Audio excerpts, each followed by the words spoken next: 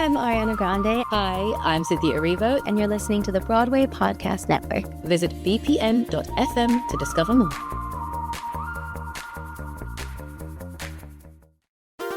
There's a cat over here.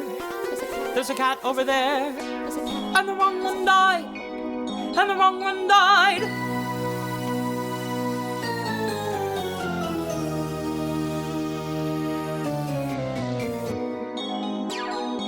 Welcome to The Wrong Cat Died, the podcast breakdown of the catastrophe. I'm your host, Mike Abrams, and today we have another amazing episode.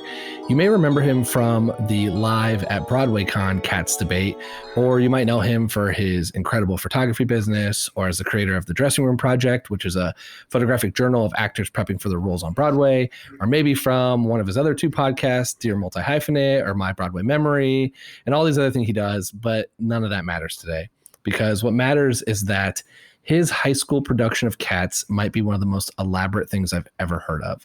So welcome, Michael Kushner, and thank you for joining me. Hi. I'm so excited because let me tell you, you fulfilled doing the live show at Broadway. Oh my God, my phone, Jesus. Doing the live show at Broadway Con with Nancy Opal and Tommy Bracco and just like legends. I literally was like, I can't believe I was asked to do this. I'm like, I'm sitting up. First of all, Nancy Opal, I did On the Town with her at Barrington Stage in the pre-Broadway tryout for the revival, the 2014 revival. And I was geeking out about her because in high school, we were obsessed with Nancy Opal because when we were doing Cats, we found out that our next year's show was going to be Urinetown. So while we were doing Cats, we were also like belting Privilege to Pee and like trying to impersonate Nancy Opal. So like the fact that I was sitting on this panel with Nancy Opal talking about Cats was mind blowing to me. So thank you for that. I love that because it just also really highlights how different you and I are, because when Nancy and Tommy and everyone who was added to the panel was like brought up to me, I'm like, I think I know who they are.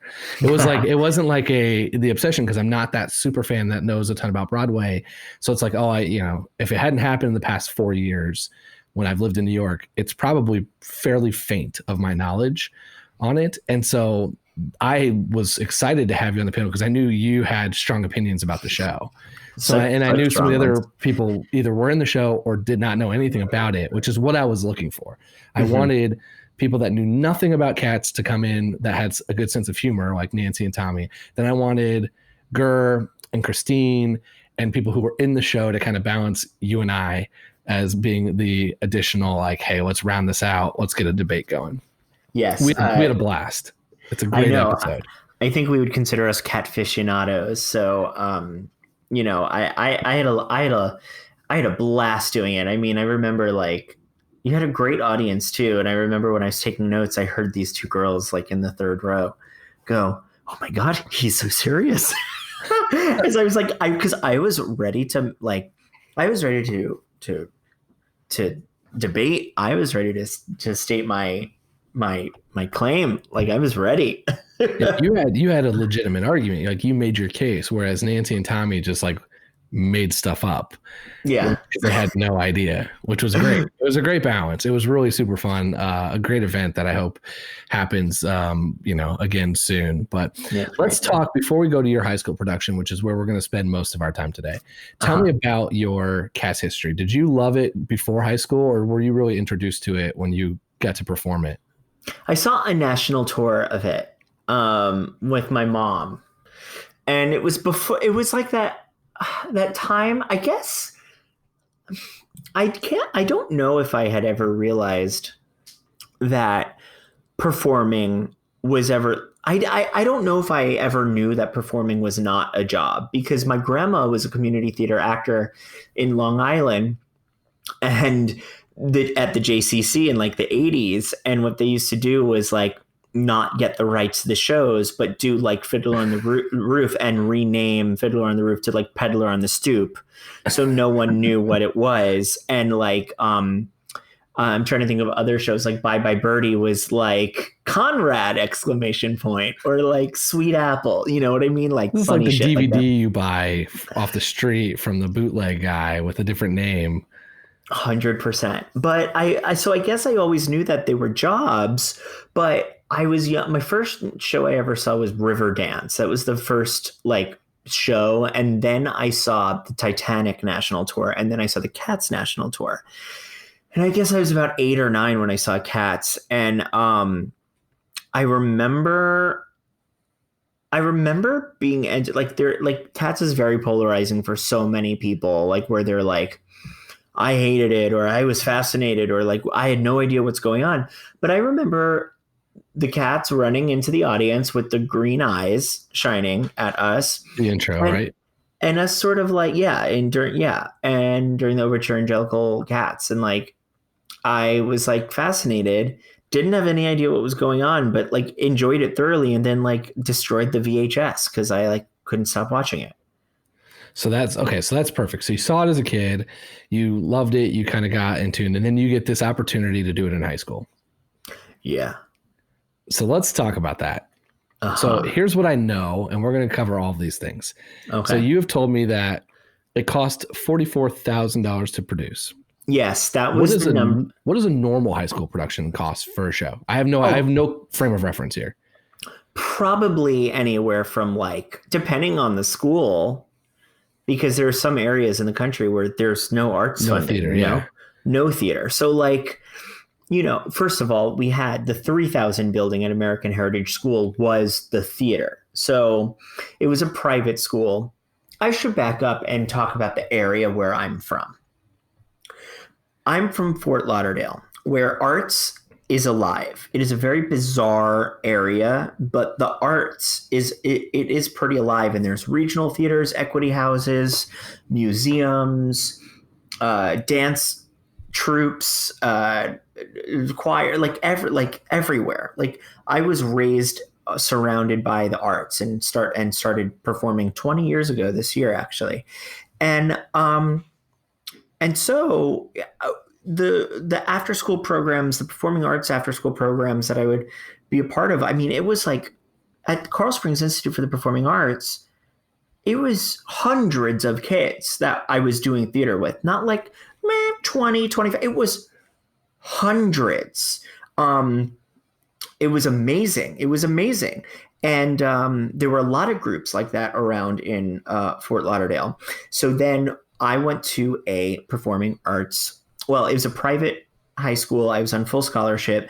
And I don't want to say it was a performing arts high school. It was a school that sort of excelled in everything they did. It was like you went there for sports, or you went there to get into MIT or Yale or Harvard, or you went there for performing arts, or you went there for fine art. Like everything that you went there and specialized for, like it was an exciting time. And but the thing about that is every high school around in the area was really, really, really good at performing arts as well. So it was very competitive. And now I'm a judge at Florida State Thespians, which is like one of my favorite things to do. And because we all competed in that together. Hi, my name is Michael Kushner. I'm performing I Want to Go Home from Big, and I proudly represent Troop 3814. You did the song, you got critiqued, and if you got Critics' Choice, you performed in front of everyone, and it was amazing. So even if there wasn't money involved, there was still, the theater was really good. So American Heritage, we had 3 theaters in our building. We had the studio theater, we had the black box, and we had the main stage. And the main stage, I think if it was in New York, it would definitely be considered a Broadway house because it was more than 599 seats. My first show I ever did at the Carl Springs Center for the Arts, that was a touring house. That was a 2,000 seater. So I'm used to playing the big houses. But seriously, like it was a big house. When it wasn't an auditorium, we had hydraulics. Like it was a theater. There's money involved, right? There was money involved. But then like other shows that had talent would do it on their cafeteria, like pull out stage and do great work. But it varied. Like money varies sort of with high school, and I feel like you could do like a production for like $500, but then you could also spend like a couple thou. See, so again, like this is where I have no frame of reference, because where I'm from in the Midwest, we have 9 of the 10 largest high school basketball arenas in the country are around me. And so I have a very good idea of how much they spend on that sport.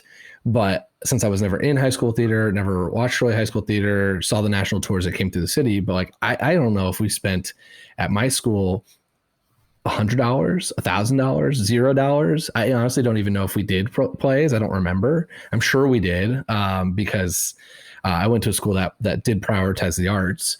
But I saw 44,000. I was like, that seems really high for high school. That seems like a high budget. Yeah, but the thing is like we had that budget. We had. I mean, our shop alone was massive. It was like 2 stories of shop space, and we had dressing rooms, and we were connected to an equity house too. So like it had equity standard like facilities. So, in Urinetown, we had that production of Urinetown was done. It was Broadway characters stuck in Urinetown. So like Hope was actually Mary Poppins, and I was Tiny Tom, but I was actually Simba from The Lion King. And like Mrs. Lovett was gave that away. Pennywise was Mrs. Lovett, and Bobby was Curly.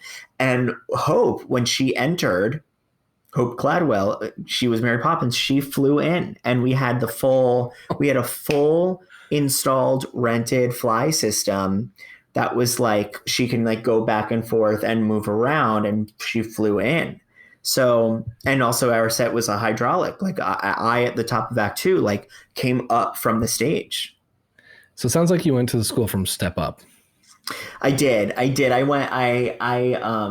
It was, yes, I did. That's going to be my frame of reference for this. Okay, so the second piece that I really want to dig into is that you didn't have a junkyard. You didn't have the standard-ish set. You had a World War II bombed-out cathedral as the backdrop of your musical.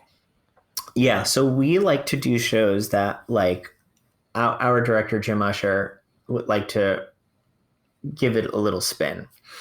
And Cats was done in World War II in a bombed out cathedral, and it was beautiful. I mean, the stained glass was like in the cathedral, the stained glass was cat eyes, like hidden. And like it was really amazing, and it was stained glass, and the light was beautiful, and the set was like a jungle gym, basically. I remember crawling through all of these different like pathways to get to certain places, and it was a bombed out cathedral. Now, for instance, in the top of the show during Jellicle Cats are queens of the night singing in us, Mm-hmm. That part, Mm-hmm. the choir part. When a shoe falls down, right? Yep. Instead of a shoe falling, it was a dud bomb. Which brings a whole new meaning to the show. I know, which was World War II. I mean, it was a dud bomb. And then just like Jelly Lorem or someone just like kind of like picks it off. So did you change other parts of the musical to be World War II themed? Because I definitely have thought about this now. Since you told me this, I have some thoughts on how we can adjust this story to be more 1940s. I should watch the DVD. I have to find the DVD, but this is filmed. It's filmed. You have a videography budget, I'm sure. Yeah, it was filmed, and I could we could do a viewing of it, but there are a few things that come to mind. One was when Grizz goes up to the Heaviside lair. Instead of the tire, you may be asking, what did Grizz fly on? Well, Grizz flew on the altar. The altar in the bombed out cathedral rose into the Heaviside layer, and it was done Elphaba cherry picker style. We had a cherry picker on stage disguised with the altar, and it fully flew up into the sky with Grizz just like on it. And then that blackout where she's supposed to disappear, she just like goes into the altar, and it looks like she just like disappears into the Heaviside layer. So that's one. Then there was the whole pyrotechnic element. There were flashes, just like Joseph. There was flashes of light. Like there was Michaela Mancuso, who played Jenny Anydots. I remember it was either final dress or like opening. It was like she's tapping her little tush off, and there's like flash, pyrotechnic, bomb, and she's just like, it's like, thank you, my dears, hit. She catches on fire, and she is like on fire, and we have to like put her out or something like that. It was just wild. When you told me about that, the fire for Jenny Anydots, I thought maybe you were trying to exterminate the mice and rats and cockroaches.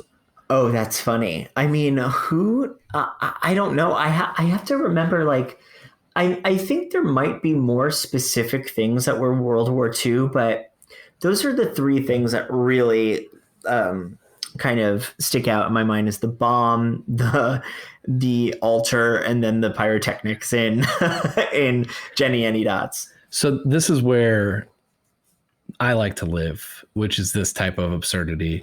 Yeah. Okay, now let's write the show as a war musical. Mm-hmm. So I've done some thinking about this. Oh my God. Who do you think? Who would that make Old Deuteronomy? Because I think there's three choices. Like, how do you now turn this into a war film?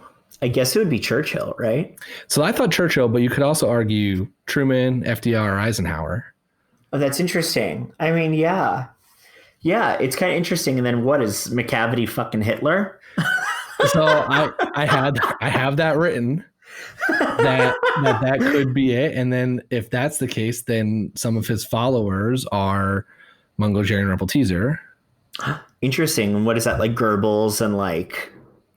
But that's the thing, is they're not evil like Goebbels. I would say, like, I don't know, like, it's interesting because like you make an interesting point.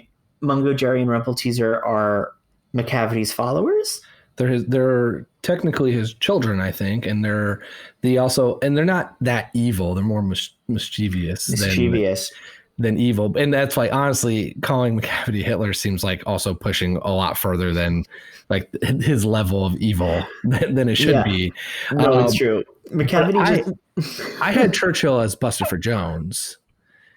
Just seems like it fits better. Like, it kind of, honestly, maybe it's just because I compared them in my Buster for episode anyways. It just seems like kind of a jolly old British guy, and like to start. So that's one that I think could be there. But I think here's the one that really got me is the awful battle of the Peaks and the Palkals. Uh-huh. Is that the invasion of Poland? Okay, two things. One, hysterical. Two, we didn't do Peaks and Palkals because in the licensed version, I don't think it's in there. See, that's where I don't know. It's kind of a weird little subplot of the story anyways, where it's just like they're talking about fighting a dog to amuse, right? To amuse Old Deuteronomy. But the whole point is that it's a battle. Right. And that's kind of interesting, like that you're talking about, like, it's an invasion of I mean, like, the Mungo, Jerry, and Rumpelteazer always reminded me of like the Thénardiers in Les Mis, right? Like, in the musical, the Thénardiers aren't evil or like, or they're terrible, sure, like whatever, like they're the villains of the story, and they always rise on top, like that's sort of the thing. It's like that's their message. It's like, but in the book, they're evil. They're awful. They're not good. They're not good people. And the musical pokes fun at that, which I love. And I feel like that's sort of like a Mungo, Jerry, and Rumpelteazer thing, where it's like the musical, they add, you know, a comedic element to the show.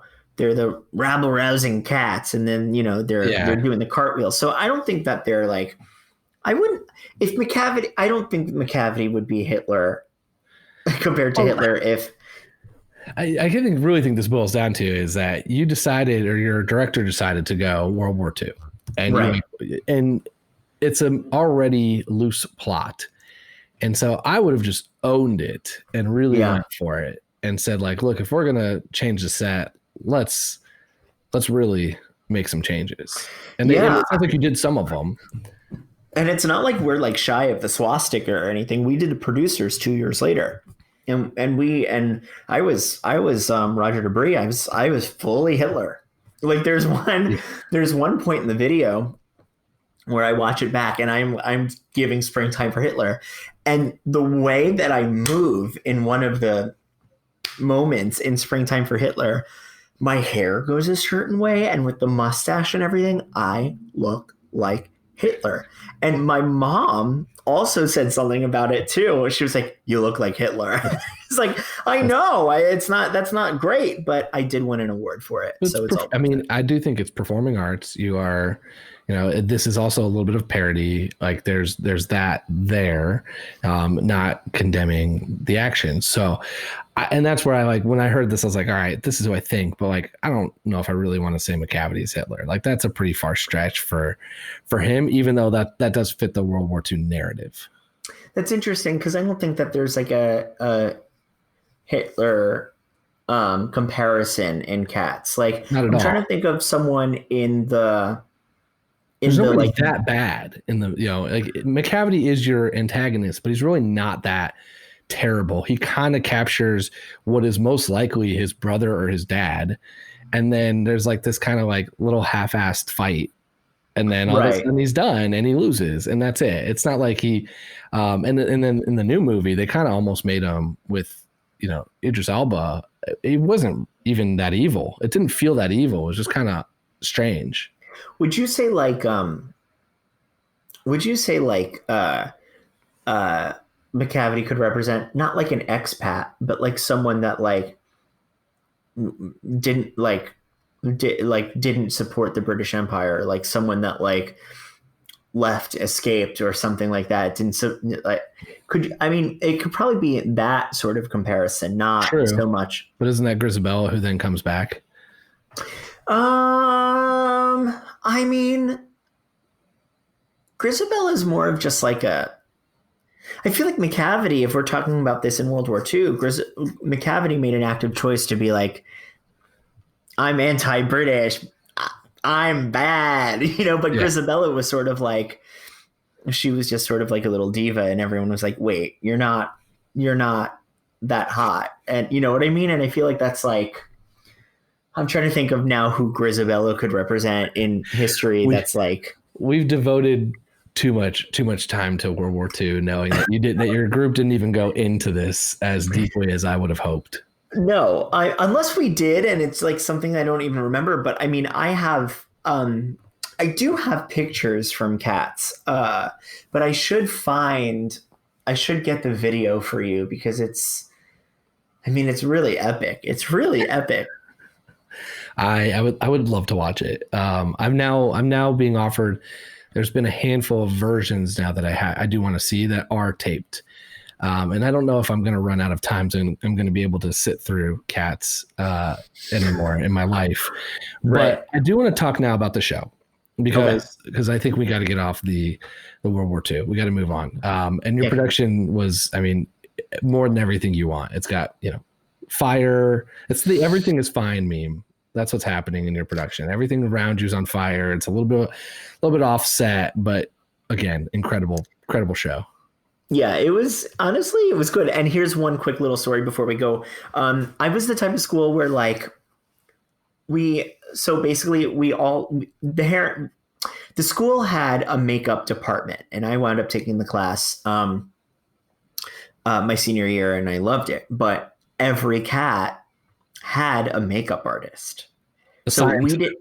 You had a class project for it. We didn't do our own hair and wig and makeup or anything. We sat down and we got our faces painted, and by the makeup classes. So like it was like maybe it came out perfectly where like one person had one person. So it was great. It was just so good. And so there's something called Cappies, which is a like the Tonys, but for South Florida theater, high school theater. And Cats was nominated for a bunch of things. And we were looking at the time of setup and the night. And we realized that we would not be able to have enough dressing room space where we could get ready backstage. So we showed up, full unitard, full hair, full makeup as Cats to this ceremony and did the red carpet and like entered like just full costume, full Cats. And it was great. And my friends still talk about, like from other schools, they still bring it up to this day that it was one of the funniest things they'd ever seen in their life. Did you win? Yeah, we won for stuff. I don't remember what we won for, but like we won for best makeup. We definitely won for makeup, but we also probably won for musical number or direction or something like that. Stage design. Yeah, we definitely won for stuff. All kinds of stuff. Oh yeah. Okay, let's talk about the South Florida musical number of this. Let's talk about the revival or the original production. Uh-huh. I know you have very strong opinions on it. Yes. So I've obviously debated a lot of different things. I've made up a lot of stuff. I've read a lot of stuff. What is your take on the musical? Like, give me just your hot takes. Like, where have I either been wrong or what have I nailed as the Broadway outsider talking about Cats? I'm going to be very honest with you. I think Cats is sort of a do what you think I mean sort of a situation. I think that we have to be in a certain state of mind anyway to accept the conceit that it's a bunch of human beings dressed as cats dancing and telling a story. You know what I mean? Like, in no way are we going to walk into the Broadway or the Winter Garden, the Winter Garden or the Neil Simon and go, it better be Cats this time. You know what I mean? Like I want actual felines. And if it's not, I'm not accepting this revival. You know what I mean? Like, no one's going to be doing that. So I think that boils down to like the experience that we choose, like whether or not the audience, like someone shows up like a few drinks in or like a little stoned or like ready to like dissect this and compare it to the original product. Whatever it is, I think everyone is on its own journey. Like, even doing the show, there were things where I was like, what is that lyric? Like, not even hearing that lyric until like closing night. Like, I think everyone is on their journey, and no matter how you approach Cats, I think that it's like and I think it's also a moneymaker too, right? Like, it's sort of like see it again. What did you miss last time? Oh, for sure. I mean, it is one of the highest grossing musicals of all time, I believe.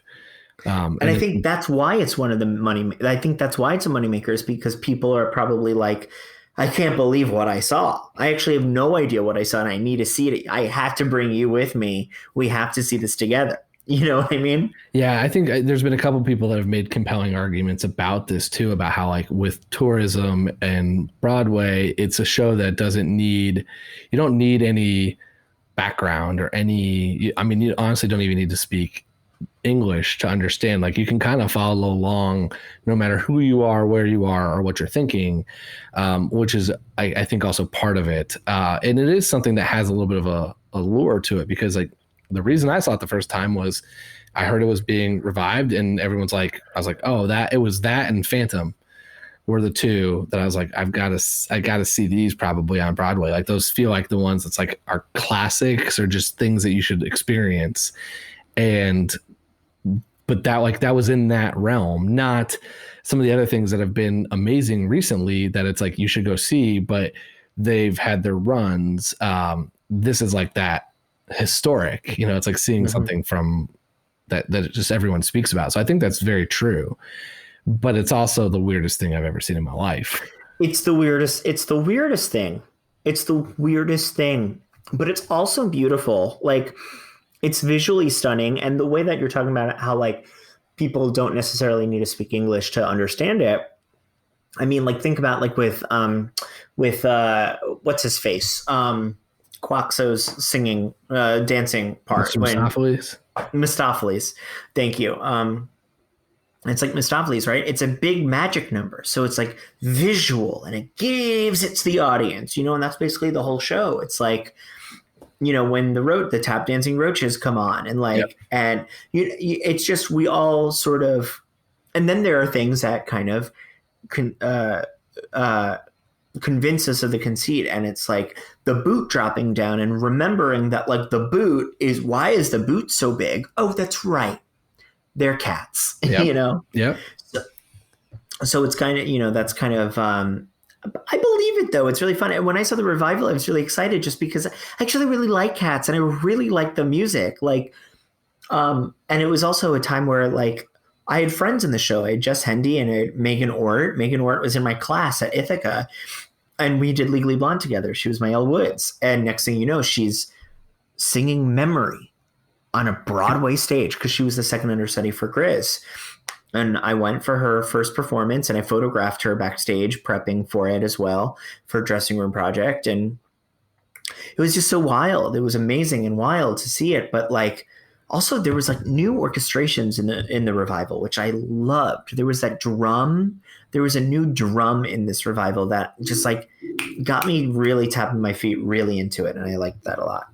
Yeah. I mean, that's my only frame of reference is the revival and the VHS, because that's all I've really seen.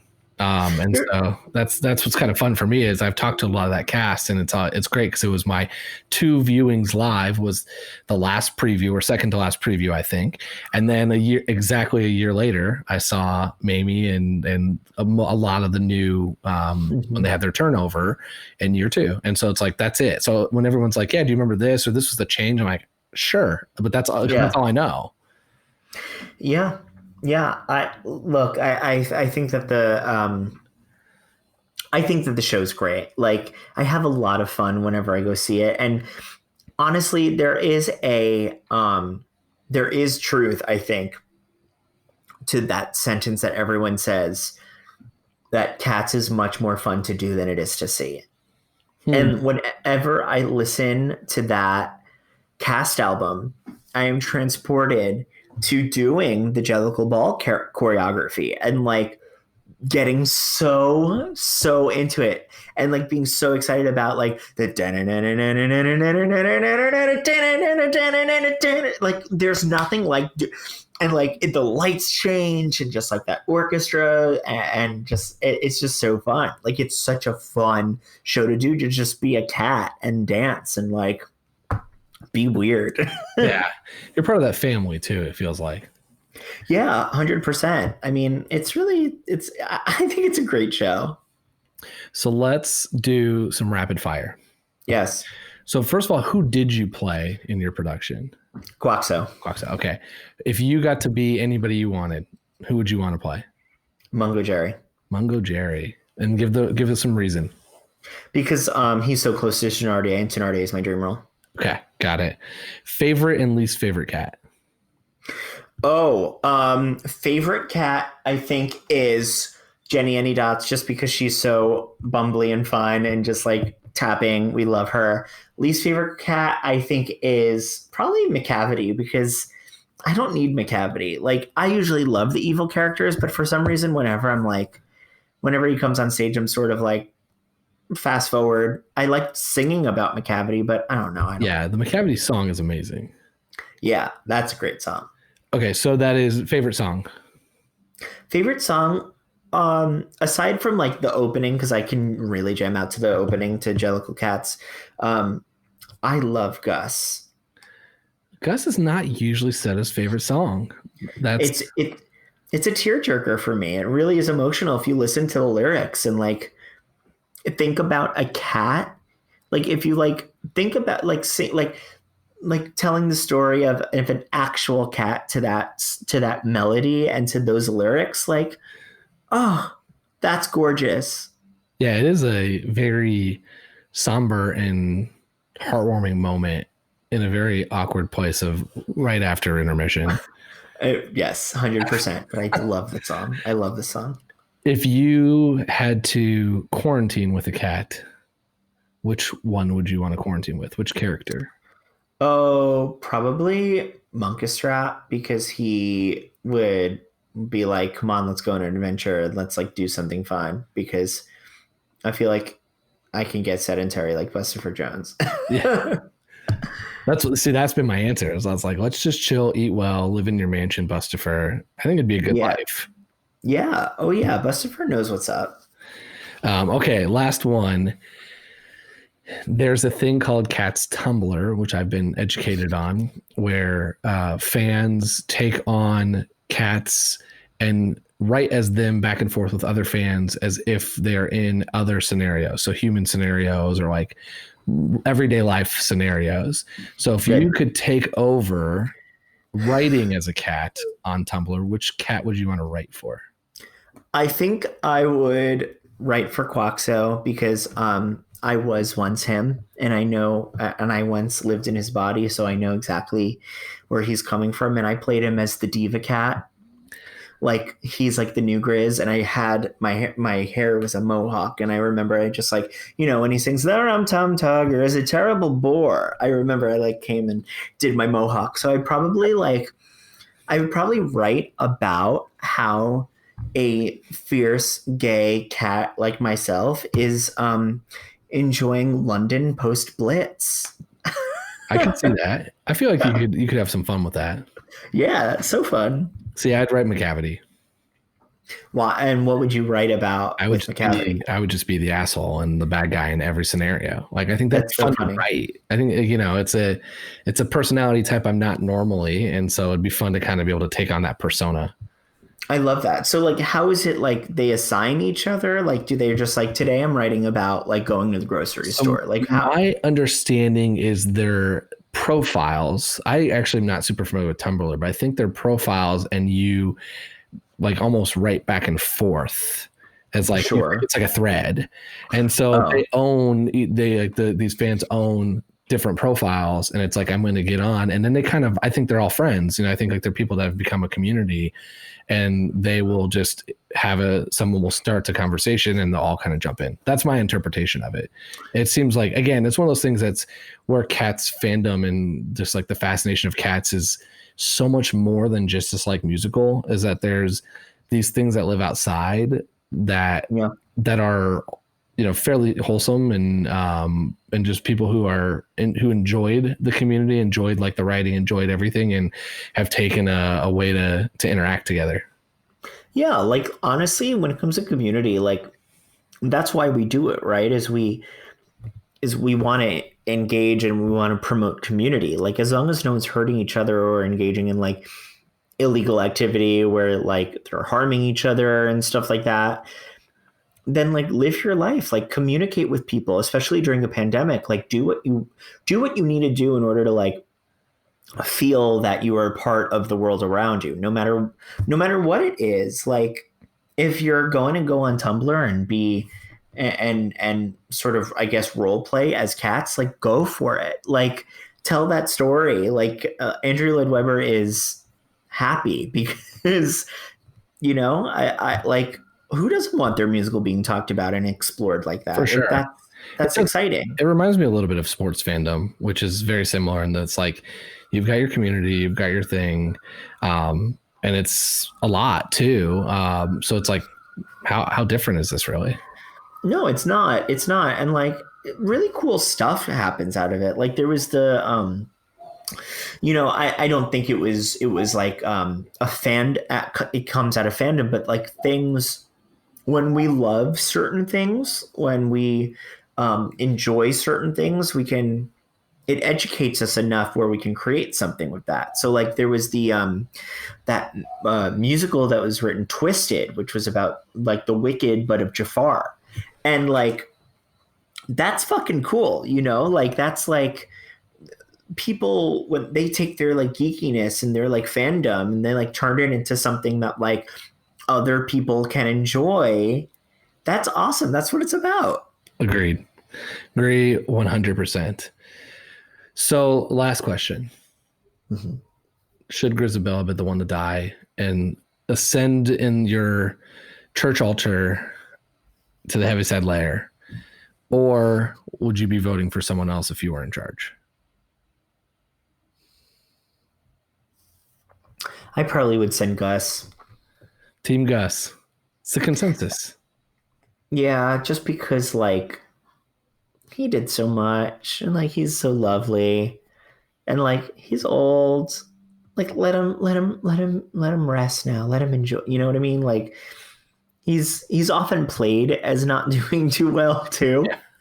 You know what I mean? He's like, I mean, like Max Mellman played him in my high school production, and he was full shaky. Like, I mean, like wasn't looking at anyone, like shaky, and barely was on his voice. I mean, it was some acting happening, but he was on his way out anyway. Sir John Mills was blind and had to be like carried on stage in the VHS. Right. I didn't know that wasn't like a choice. No, it was he has walked out there because he is blind at time of that filming. And so he couldn't do any dance numbers. He couldn't do anything. He had to be basically handheld out there to stand on his mark for the movie.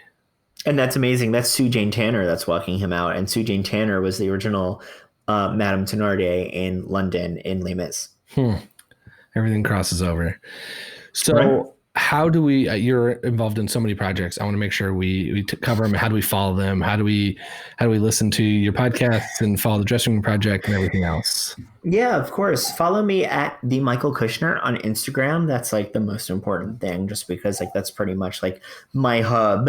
But at the Michael Kushner on Instagram. And when you listen to my podcast, your Multi-Hyphenate, or watch My Broadway Memory every Thursday live, 7 p.m. Eastern Standard Time, you could follow those accounts on Instagram at Dear Multi-Hyphenate and at My Broadway Memory. And we can keep in touch and we can do all that stuff and kibitz and have a good time.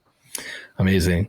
Well, thank you so much for enlightening us and telling us about your insane and amazing production of Cats from South Florida. You're so welcome. I will find that DVD and I'll watch it, and I will let you know if there's anything else I need to report. Yeah, I want to know any more plot changes. That's really what I'm most interested in, is what else did you decide to do to change the narrative of Cats? Because there's a lot of ways you could do that. Yeah, I don't know. I'll watch it and I'll let you know. Perfect.